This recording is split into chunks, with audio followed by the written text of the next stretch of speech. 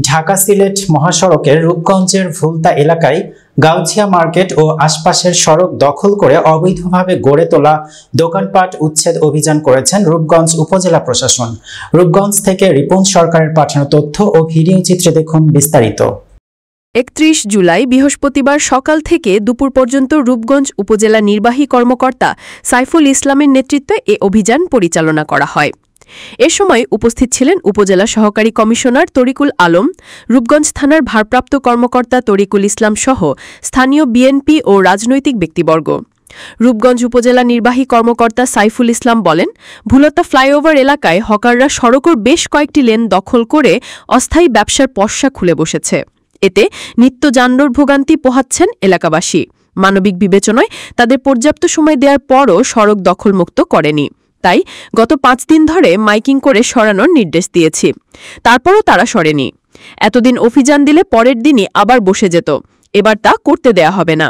আমরা স্থায়ীভাবে সড়ক হকার দখলমুক্ত করতে কিছু স্বেচ্ছাসেবক নিয়োগ দিয়েছি, পাশাপাশি একজন ম্যাজিস্ট্রেট এসব দেখভাল করবে।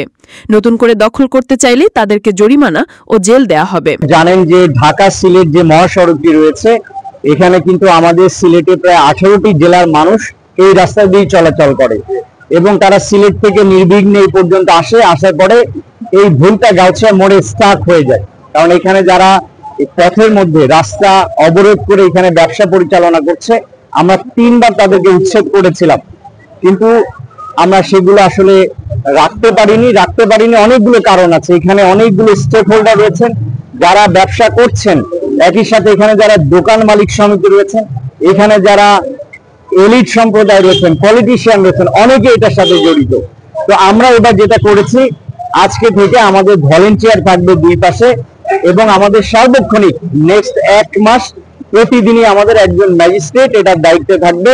আমরা যখনই কেউ বসতে চাবে, আমরা এতদিন কাউকে জেল দেইনি, কারণ যেহেতু এরা ছোট ব্যবসা পরিচালনা করে থাকে, কাউকে আমরা তাদের পেটে যাতে লাথি মারি নাই, সোজা কথা, মানে তাদের আর্থিক যাতে কষ্ট না হয় সে কারণে আমরা সরিয়ে দিয়েছিলাম।